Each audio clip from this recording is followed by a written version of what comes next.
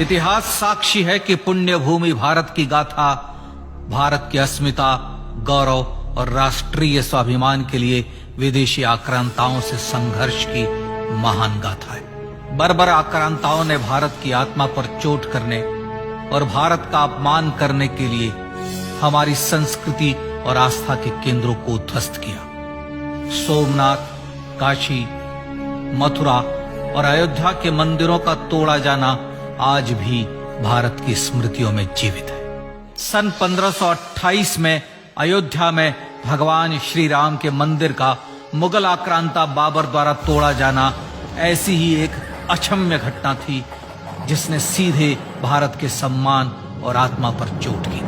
कारण साफ था, अयोध्या के श्री राम के मंदिर पर आक्रमण भारत की आत्मा पर आक्रमण था। जहां हर भारतीय के रोम रोम में राम बसते हैं, वह भारत यह अपमान कैसे सहता। राम मंदिर पर आक्रमण भारत को आहत कर गया था। विदेशी हमलावर अपनी बर्बरता दिखाते गए और भारत अपने आत्म गौरव को फिर से पाने के लिए संघर्ष करता रहा।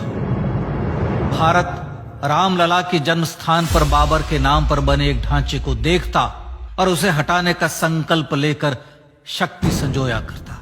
हिंदू समाज आत्मसम्मान के रण में डटा रहा और लगातार हमलावरों द्वारा बनाए गए बाबरी ढांचे को हटाने के लिए लड़ता रहा। सरयू कई बार रक्त से लाल हुई। कभी स्थानीय शासकों ने तो कभी साधु संतों और राम भक्तों ने राम जन्मभूमि की मुक्ति के लिए अपने प्राणों की आहुति दी।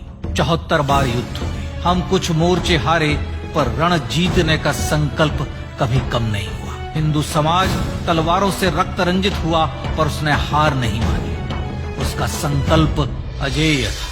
15 अगस्त 1947 को देश की आजादी के साथ सैकड़ों सालों से चले आ रहे इस संघर्ष में नई ऊर्जा और एक नया मोड़ आया। अचानक 23 दिसंबर 1949 को बाबरी ढांचे में श्री राम लला प्रकट हुए। हजारों राम भक्त दर्शन के लिए उमड़ पड़े। तत्कालीन प्रधानमंत्री पंडित जवाहरलाल नेहरू ने उत्तर प्रदेश सरकार को श्री राम लला को विवादित ढांचे से हटाने का आदेश दिया।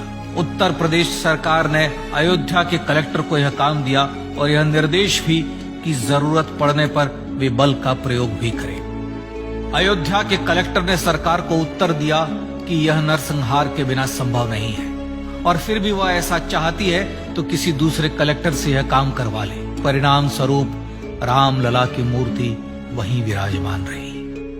विवादित ढांचे को बंद कर दिया गया।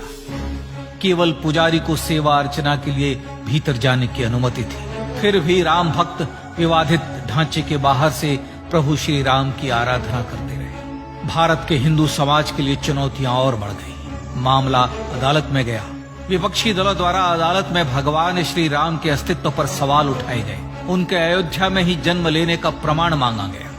भारत का जनमानस अब आहत हो उठा था। आजाद भारत में भी हिंदू समाज को अपनी आस्था और श्रद्धा के लिए संघर्ष करना पड़ रहा था। चुनौतियों के इस समय में सन 1984 में विज्ञान भवन दिल्ली में विश्व हिंदू परिषद ने धर्म संसद का आयोजन किया। इस संसद में देश भर के संतों ने राम जन्मभूमि की मुक्ति के लिए आह्वान किया और राम जन्मभूमि मुक्ति यज्ञ समिति का गठन किया।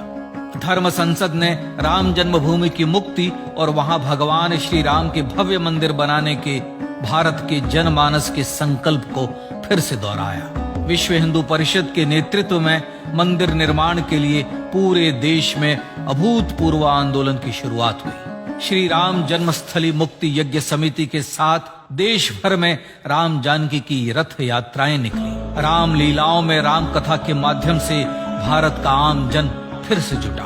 अब सबके मन में एक ही प्रण था, एक ही लक्ष्य था। अयोध्या में जन्मभूमि पर भगवान श्री राम के भव्य मंदिर का निर्माण। सन 1989 में विश्व हिंदू परिषद द्वारा गांव-गांव से रामशिला पूजन करके अयोध्या भेजी गई। 2,75,000 गांवों से रामशिलाएं अयोध्या पहुंची। भव्य राम मंदिर के शिलान्यास का निर्णय हुआ।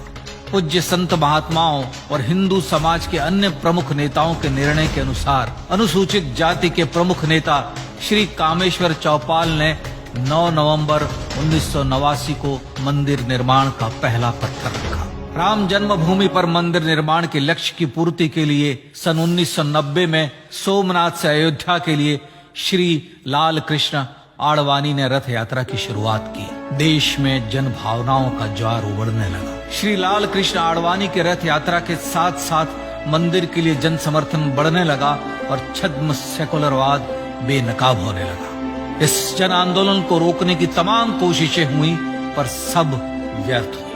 विश्व हिंदू परिषद ने देशवासियों से अयोध्या में जन्मभूमि पर मंदिर निर्माण के लिए 30 अक्टूबर और 1 नवंबर 1990 को कार सेवा का आह्वान किया। परिणाम स्वरूप लाखों राम भक्त कार सेवा के लिए देश के कोने कोने से अयोध्या आए। इससे देश की एकात्मता का विराट दर्शन हुआ। कार सेवकों को रोकने के लिए उत्तर प्रदेश के तत्कालीन मुख्यमंत्री श्री मुलायम सिंह यादव ने अयोध्या में परिंदे को भी पर न मारने देने की घोषणा की। स्थितियां गंभीर हो गई। अयोध्या से 100-200 किलोमीटर दूर रेलगाड़ियां रोक दी गई।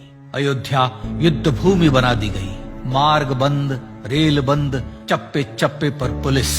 अयोध्या सैनिक छावनी में बदल गई। राम नाम पर ऐसी पाबंदी कि अर्थी ले जा रहे लोगों तक को रोका गया क्योंकि वे राम नाम सत्य कह रहे थे। लेकिन सैकड़ों किलोमीटर की यात्रा कर कार सेवक अयोध्या पहुंचने लगे। राम के गीत गाते, होठों पर हंसी और पांव में छाले लिए राम काज के लिए राम भक्त देश विदेश से अयोध्या पहुंच ही गए।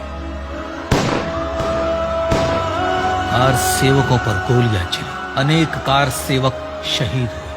आजाद भारत में जन्मभूमि पर राम मंदिर के लिए कार सेवकों ने फिर एक बार अपना बलिदान दिया, पर कार सेवकों ने विवादित ढांचे पर भगवा फहरा ही दिया और इस तरह कार सेवा सफल हुई। श्री राम जन्मभूमि आंदोलन ने भारत की सुप्त आत्मा को झकझोर कर जगा दिया था। विश्व हिंदू परिषद ने फिर एक बार 6 दिसंबर 1992 को कार सेवा का आह्वान किया। राम भक्तों को कार सेवा करने देने के लिए अदालत में प्रार्थना की गई, पर अदालत ने कोई निर्णय नहीं दिया। परिणाम स्वरूप बौद्ध, जैन, सिख, स्वामीनारायण संप्रदाय, गायत्री परिवार, हर पंथ मत विचार के हिंदू एकत्र हो गए। छूत अछूत का भेद मिटा, जाति की पहचान मिटी। हम सब हिंदू, हम सब सिंधु बन गए। राम सिंधु में ज्वार उठा और देखते ही देखते 6 दिसंबर 1992 को श्री राम जन्मभूमि से बाबरी ढांचा सदा के लिए हट गया।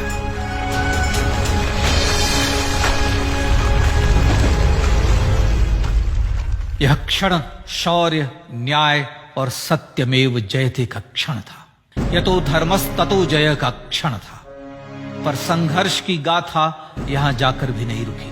छद्म सेकुलरवादियों द्वारा भारत और भगवान श्री राम के इतिहास को झुठलाने के लिए अदालतों में चुनौतियों का सिलसिला चलता रहा, जो 1950 से चल रहा था।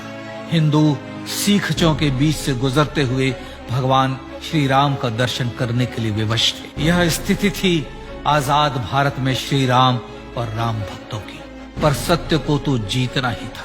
आखिरकार देश के सर्वोच्च न्यायालय के 5 जजों की खंडपीठ ने 9 नवंबर 2019 को ऐतिहासिक निर्णय दिया और यह कहा कि अयोध्या जन्मभूमि परिसर की पूरी 67 एकड़ भूमि रामलला की। और न्यायालय ने भारत सरकार को जन्मभूमि पर मंदिर बनाने के लिए एक ट्रस्ट बनाने का आदेश दिया। सर्वोच्च न्यायालय के आदेश के अनुसार भारत सरकार ने 5 फरवरी 2020 को श्री राम जन्मभूमि तीर्थ क्षेत्र नाम के ट्रस्ट का गठन किया और राम जन्मभूमि न्यास की भूमि जो सरकार द्वारा अधिग्रहित की गई थी, उसे ही नवनिर्मित न्यास को वापस दे दिया गया। 5 अगस्त 2020 को भारत के प्रधानमंत्री श्री नरेंद्र मोदी ने श्री राम जन्मभूमि तीर्थ क्षेत्र के अध्यक्ष पूज्य महंत नृत्य गोपाल दास, राष्ट्रीय स्वयंसेवक संघ के पूज्य सरसंघ चालक डॉक्टर मोहन भागवत एवं उत्तर प्रदेश के मुख्यमंत्री श्री योगी आदित्यनाथ की उपस्थिति में श्री राम जन्मभूमि पर भगवान श्री राम के भव्य मंदिर के लिए भूमि पूजन कर निर्माण कार्य का शुभारंभ किया। इस तरह लगभग 500 वर्षों से राम जन्मभूमि की मुक्ति के संघर्ष का पटाक्षेप हुआ। अपने आत्मसम्मान और राष्ट्रीय अस्मिता के लिए इतना लंबा संघर्ष विश्व के इतिहास में बेजोड़ है। श्री राम भारत की आत्मा, भारत की परिभाषा, हमारे राष्ट्रीय आदर्शों और जीवन मूल्यों के प्रतिनिधि मर्यादा पुरुषोत्तम हैं, जो हर हिंदू के होठों पर जन्म से मृत्यु तक रहे। बस यही हर हृदय में प्रार्थना होती है। राम भारतीय राष्ट्रीय स्वाभिमान और आसेतु हिमालय से समुद्र पर्यंत तक जन जन को एकात्मता के बंधन में बांधने वाले रक्षा सूत्र है। अयोध्या स्थित श्री राम जन्मभूमि पर बाबर का हमला वास्तव में भारत के स्वाभिमान और राष्ट्रीयता पर हमला था। प्रधानमंत्री श्री नरेंद्र मोदी द्वारा श्री राम जन्मभूमि पर राम मंदिर का पुनः निर्माण न केवल बाबरी मानसिकता का पराभव है, बल्कि संपन्न, सुखी, सुसंस्कृत, सर्वशक्ति संपन्न स्वराष्ट्र का सूर्योदय भी है। यह उस राम राज्य की दिशा में वह कदम है जिसकी अभिलाषा राज राजेंद्र चोल, कृष्णदेव राय, छत्रपति शिवाजी महाराज से लेकर महात्मा गांधी तक ने की थी। अयोध्या में जन्मभूमि पर भगवान श्री राम का मंदिर न सिर्फ राष्ट्रीय गौरव होगा, बल्कि वह श्री राम के आदर्शों का राष्ट्र मंदिर होगा। अब वह महान संकल्प पूरा होने जा रहा है। आइए इस राम यज्ञ, राष्ट्र यज्ञ में जिन ज्ञात और अज्ञात भारतीयों ने अपनी आत्माहुति दी है, उनका पुण्य स्मरण कर उन्हें श्रद्धांजलि दी।